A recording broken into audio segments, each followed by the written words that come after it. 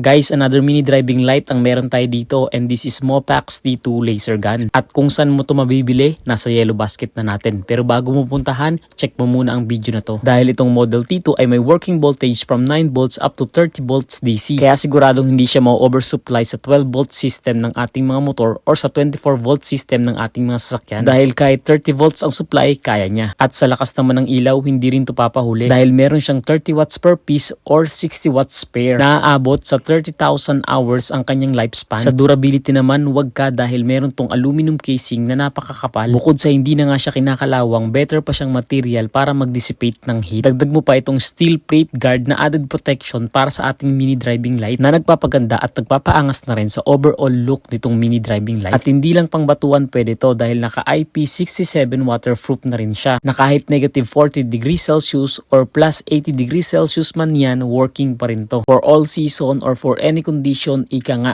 pwede to. May dual color beam nga ito na yellow at white. Ito nga ang sample niya and kitang-kita naman na napakaliwanag. Sapat na tong 60 watts na to para sa mga small displacement motorcycle natin. Maliwanag pero hindi ganun katakaw sa konsumo. At meron na rin siyang built-in high performance fans na tumutulong para mas mapabilis ang pag-cool down ng mga ilaw. Naka 3-pin connector para mas convenient ang pagbaklas or pagkabit. At hindi tulad ng iba na walang laman ang balas kasi ito meron. Talagang hindi budol. At sa pag-install naman sa ating mga sasakyan, so diskarte na natin to. Bali meron siya ditong holder or clamp para sa mga circular parts. Usually sa mga crash guard to kinakabit. Rotatable na rin siya and pwede siyang install sa taas or sa baba nitong ating mini driving light. Again, sabi ko nga, diskarte na natin yan. May kasama na rin siyang switch once na ikaw ay bumili. Kumpleto na rin siya sa bolts at sa Allen wrench na gagamitin nyo. Kaya kung sa tingin mo bagay ito sa motor mo, huwag ka na magdalawang isip. Pwede mo nang i-check out dito sa ating basket. At kung sakaling ibang design ang gusto mo, visit mo na lang ang store nila. Legit seller sila kaya huwag ka nang magduda. Kaya mag-check out ka na at baka maubusan ka pa. Bye!